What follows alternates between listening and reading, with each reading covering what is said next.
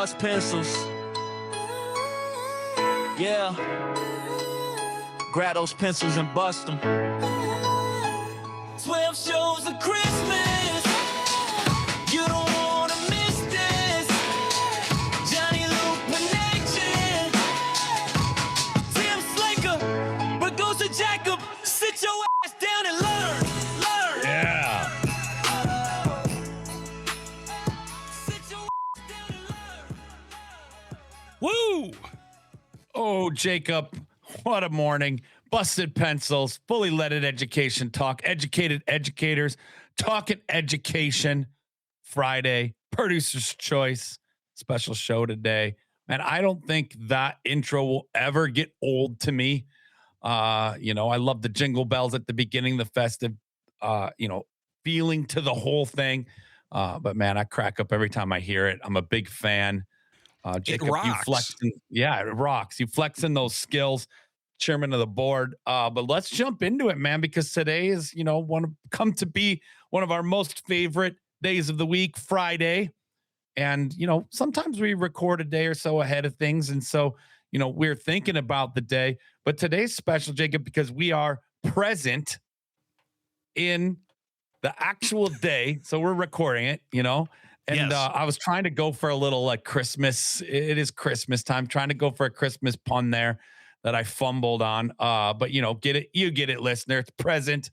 We're present for the present of being a Christmas season show here as we edge up on the holiday. But Jacob, man, how are you doing? I'm doing good, Johnny, because it's the 9th show of Christmas. Holy cow, how exciting.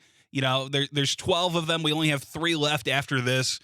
And I'm going to miss it when it's gone because I have grown to love our custom busted pencils 12 shows of Christmas theme song. I listen to it just for fun. Well, here's good news for you, Jacob.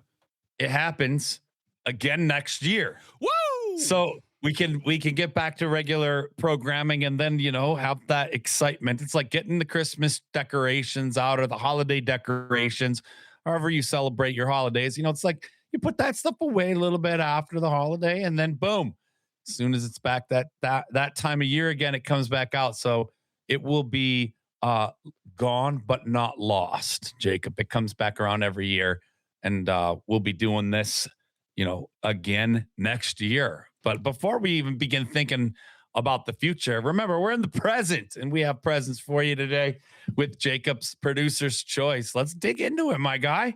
For choo-choo producer, Jacob's choice, chairman of the board. Ow! You now have 2 choices. Chairman of the board, Jacob. Ow! Jacob, chairman of the board. I bet the board is spelled B-O-R-E-D. We choose to go to the moon. Life's full of tough choices in it. You chose poorly. Johnny, I hope you're ready for this. Oh, I'm always ready, Jacob. Let's go. Welcome back, one and all, to the final Producer's Choice show before Christmas.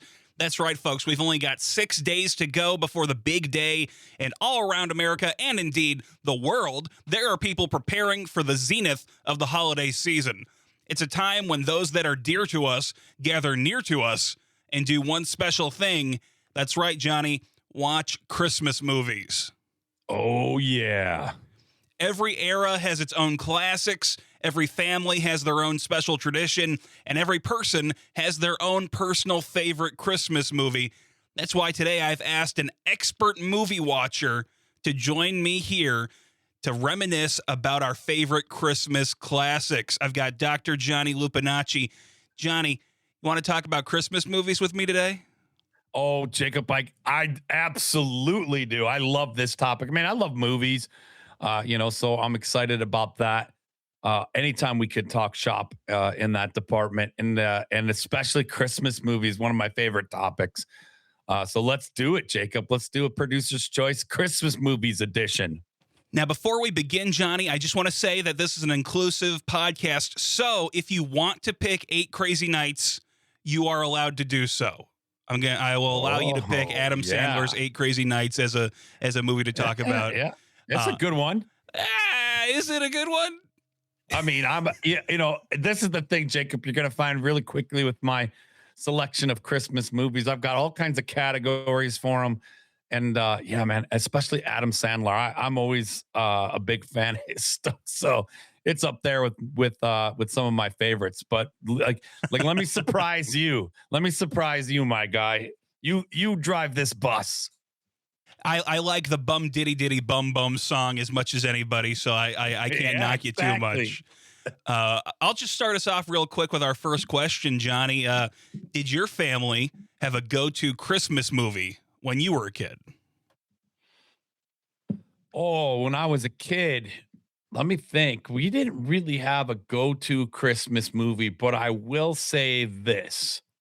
I guess I could still be considered a kid when this movie came out. I mean, I wasn't too young, but we definitely watched it regularly as a family.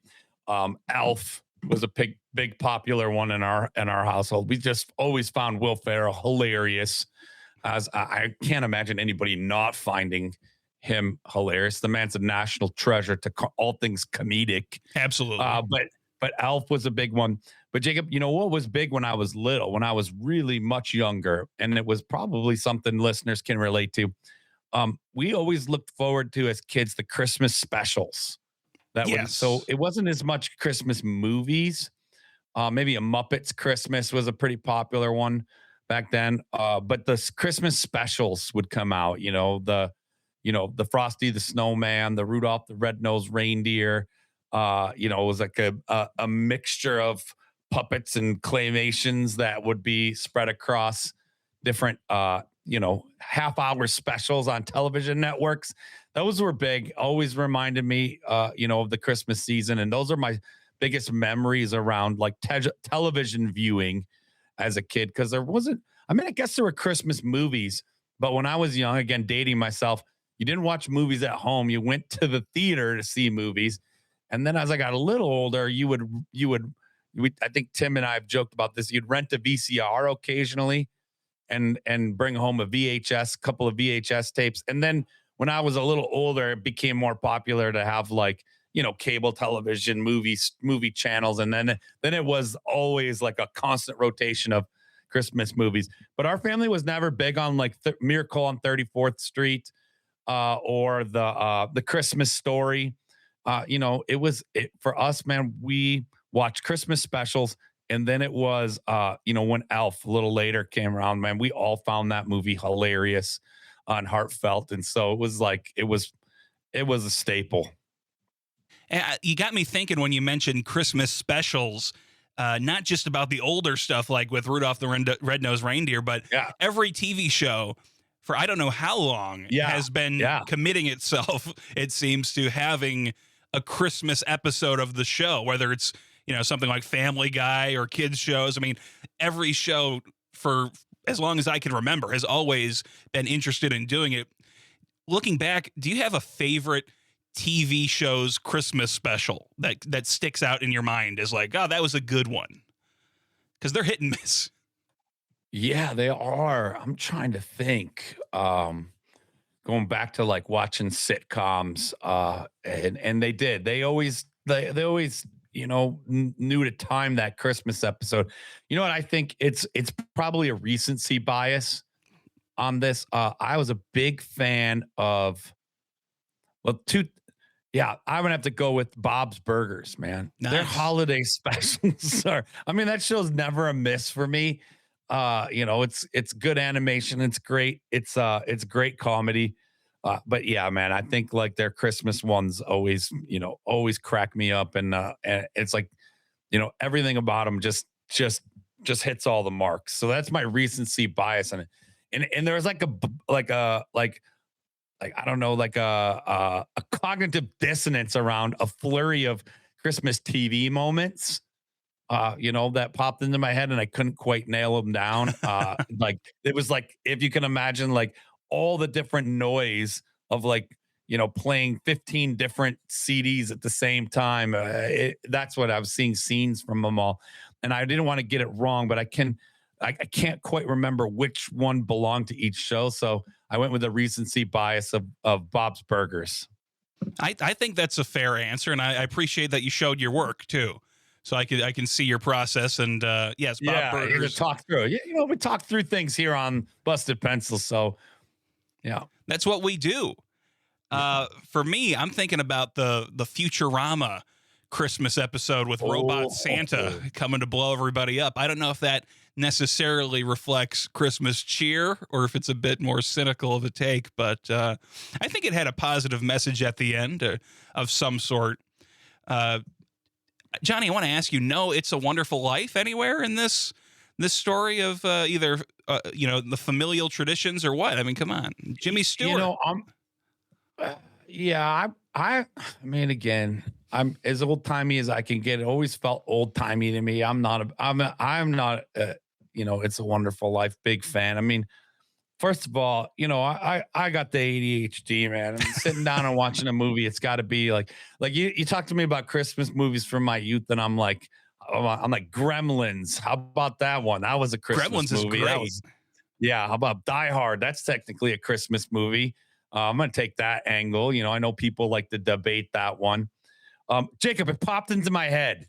Man, this show stuck with me for a while. And you know what? I remember it. And I wasn't quite a kid, but My So-Called Life.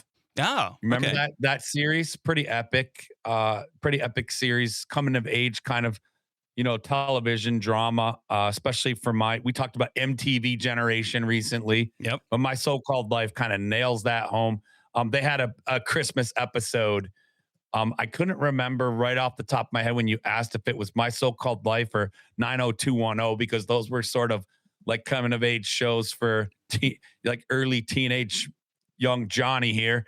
But yeah, there was the My So-Called Life Christmas episode, and I think one of the characters in there became homeless, and there was a lot of like good heartfelt stuff around, things that mattered to teenagers at the time. I remember that episode just sitting with me, and I couldn't quite put my finger. I was like, what's that show called? With Claire Danes? Oh yeah, My So-Called Life. So that one sticks with me as one of my favorite Christmas TV episodes. Johnny, I have not seen My So-Called Life, but as somebody who has seen every episode of Boy Meets World, I can understand where you're coming from with a dramatic twist on Christmas to give young people a taste of, whoa, this is so real. These storylines are complicated and hardcore. Exactly. And every generation has theirs, right? So for me, it was like My So-Called Life. For you, Boy Meets World. It's like, these are real important. I wish Tim were here, because I would love to hear what Tim's big, like heavy teenage Christmas docu or drama series on TV was. Leave It to Beaver, I believe, for Tim, his generation. Yeah, exactly. I like to poke fun at Tim. Maybe I shouldn't do it if he's not here to get back at me. He's not that old, folks. I'm just young and impetuous. They didn't have TV when Tim experienced Christmas. Tim, what telegraph messages did you enjoy over Christmas back when you were a kid? No, everybody. Tim is young and vigorous. Johnny, I've got another question for you this beautiful Christmas edition of Producer's Choice. What is your favorite Christmas movie now? Oh, this is a good question. You started at Elf as a youngster, and now what's adult Johnny thinking about on Christmas? I like so many of them. I'm gonna say it's reigning champ Elf. It's still my number one. But I like so many. Elf is my number one. I like Home Alone. That's a close. The original Home Alone is really close there with Elf for me. I mean, I liked it when it came out. It was cool. But man, as I watch it every year, it seems to get better and better for me. I just crack up about, it's probably one of my favorites. It's a close second to Elf. I'd say those two remain sort of with me as like the champs. And then there's just like a flurry of rom-com kind of, more heavier, like exciting Christmas ones that I can never remember the name of. There's like, again, a blur of them. I think there's like 50 Hallmark Christmas movies every year, so it's hard to remember. Yeah, and they're all, and there's a few that are I mean, Christmas Vacation's got to be up there. Oh, I'd say Elf, Home Alone, and Christmas Vacation, top three. So National Lampoon's Christmas Vacation, Clark Griswold Christmas is it's pretty tough to top that. And then there's a flurry of I can never even remember the names of them. But they're always on the Netflix or whatever, you stream and they pop up and you're like, oh yeah, this is actually a really good one. And they're Christmas themed, sort of feel good, big, heavy, like family kind of dynamics. Everyone comes home for Christmas stuff, and there's a lot of heartfelt, good vibes to it. And those movies I'll always get sucked into those movies. I'll watch, any of them and all of them, and they all blur together. But, my go-tos, Elf, Home Alone, and National Lampoon's Christmas Vacation. Good old Chevy Chase, Clark Griswold. And I've got to say, one of the best Christmas gifts I've ever got was my uncle got me a Griswold Blackhawks jersey. Oh, that's a big time one. Nice. It's a great jersey, and I think it's expressive of me and my taste. But the funnest thing for me was going to a Blackhawks game, and you can actually see, if you look around, oh yeah, there's a Griswold. Oh yeah, oh there's a Griswold. So always we keep pride in our Chicago-based John Hughes movies here in the area, for sure. And I'm glad that you brought up Christmas Vacation, because that is my answer for all of these questions. It's our family movie. We've always watched it every Christmas. It is my favorite Christmas movie. It's just a classic. It's so popular, and so, going back to your talk about, this so-called life and Boy Meets World and stuff, those moments where you're a young person and you're like, oh, am I allowed to see this movie or this show? Right. Yeah. Christmas Vacation is that sort of movie for a lot of people growing up, I think, where it's, yes, whoa, exactly. These jokes are pretty risque. Can I hear that? And I was so surprised when I was in middle school, our science teacher on Christmas just brought the TV out and let us watch Christmas Vacation. No, nice. They went for it. Yeah, that was awesome. Why not? It's a classic. It's a classic. I really approved of it, Johnny, to be honest with you, because some of the other, classmates of mine hadn't seen it before. I was like, no, wait, this is one you want to pay attention to. This actually is a good movie. It's not Fern Gully. Right. Yeah. No, that's a pretty epic moment in your education memory, man. I bet. That teacher knocked it out of the park. Absolutely. Jacob, I would say too, it's cliche, but the Jim Carrey Grinch, it's a pretty good movie, man. Like the Grinch is timeless. How the Grinch Stole Christmas is always a great special to catch. I love the I guess it's animated, I'd call it, version of the film, of the show too. That the more recent movie that came out, it's a good one. But the Jim Carrey Grinch, pretty epic too, up there for me. I like that one. Well, you got to say, even if you don't like the movie, could they ever have found somebody who could be the Grinch in a live action movie as well as Jim Carrey? Like, they'll never find another guy who can be the Grinch in a real movie again. Jim Carrey is just the only guy who can be a cartoon in real life. Yeah, it's so well done. It's perfect, man. I remember watching that for the first time and thinking, oh, this is going to be terrible. Come on, man. Like, we all know the story. Like, how you can turn it into a whole movie live action, and then just being like, wait, this is one that goes on almost every year. Another one, Jacob, you sparked the fires here in my brain. I guess it's technically Christmas film, but also a Halloween film. It's like on the fence. It's the Nightmare Before Christmas. Well, right? It's got Sandy Claus in it. I mean, you have to say it's a Christmas movie. Yeah, I think it's in the title, Johnny. Yeah, exactly. Or what's another one that I'm trying to remember? Maybe you can help me with Bill Murray. It's an older movie, but Bill Murray, I mean, how could he played Scrooge once? That's the one, man. That's Scrooge. So that's another good one, too. Or bad. Now I'm thinking of all these other movies that aren't maybe like as family friendly, but not bad, really. But Bad Santa. Yeah. Bad Santa was another. Billy Bob Thornton and Bad Santa is another. Don't sleep on that.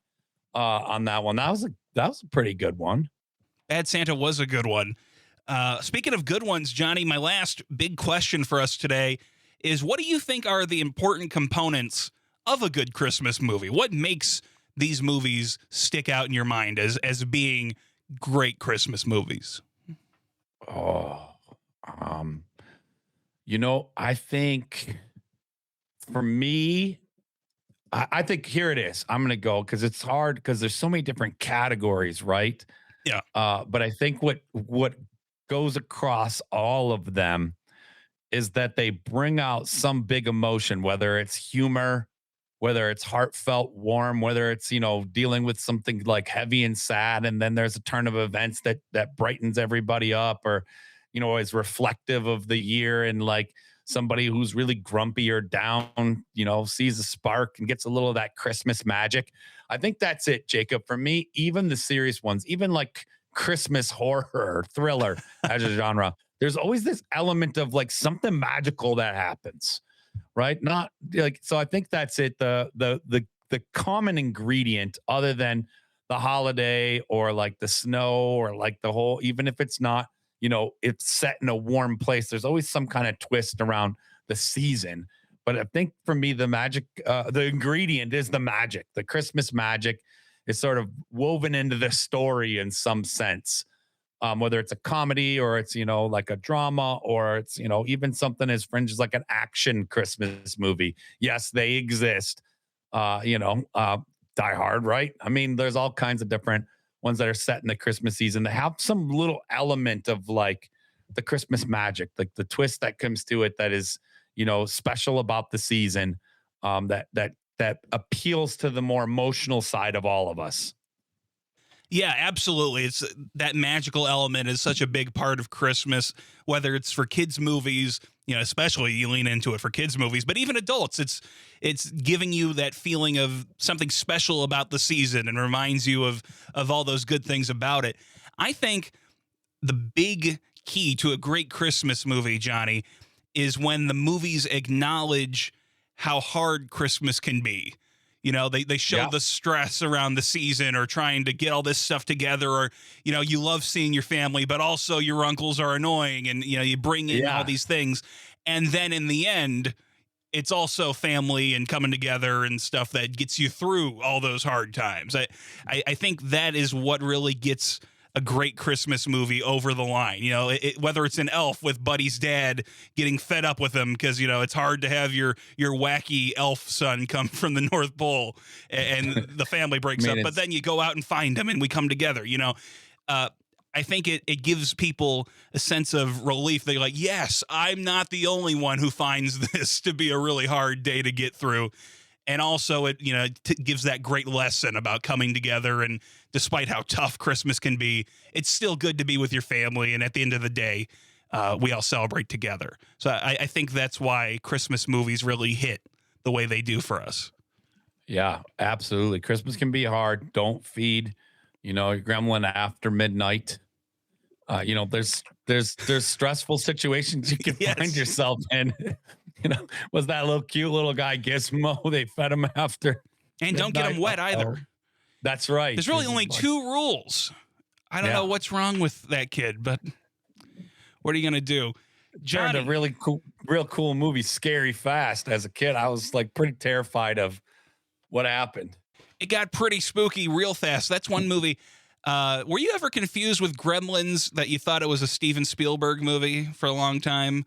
Because it always, I think the box and at the beginning of the movie, it says like a Spielberg presents film, but he didn't actually direct it. I didn't know that. Yes. I just assumed it was always like, yeah, that's the guy who did Star Wars. Let's go. Yes. The guy who did Star Wars was George Lucas. Oh, even better.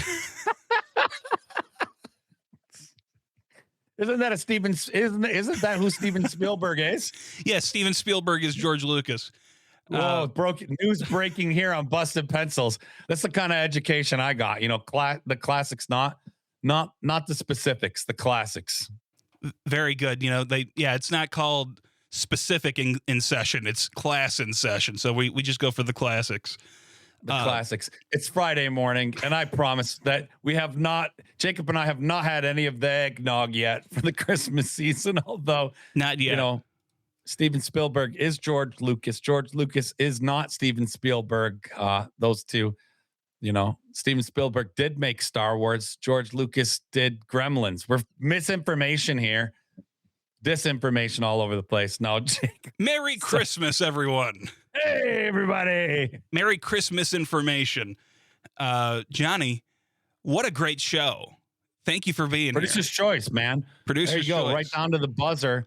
Whatever it is, though, great topic because there's nothing better than just, getting cozy, maybe with some friends, some family, some people that we're close with, just watching Christmas movies. It's part of the season, whether they're funny ones or they're serious ones. It just kind of goes, it's like, it's one of those things.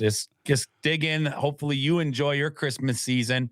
This is the last show before Christmas, isn't it, Jacob? This is the last Producer's Choice show before Christmas. We've got some exciting holiday content coming for everybody all through these holidays with Christmas and New Year's. Don't worry, we're still here with you. But for Producer's Choice, this is our last one. And Johnny, that means Producer's Choice. That means this will be the last 60-second question before Christmas as well. This is what I was ready for. Let's go. Let's go.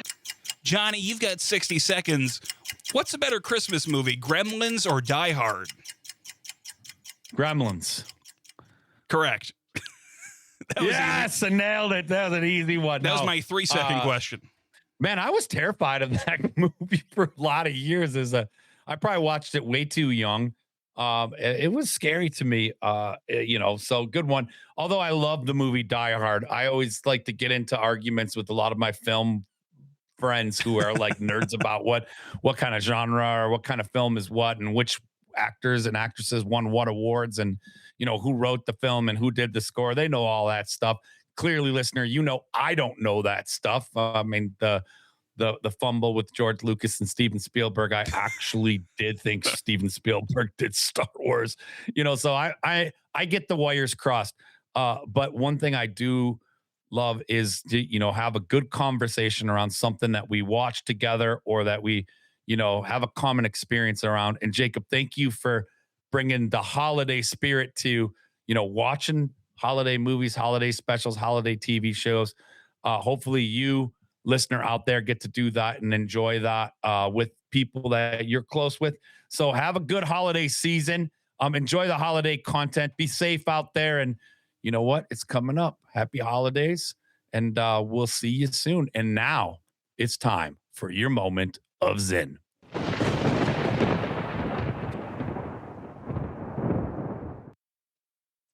I can understand pessimism, but I don't believe in it. It's not simply a matter of faith, but of historical evidence. Not overwhelming evidence, just enough to give hope. Because for hope, we don't need certainty, only possibility.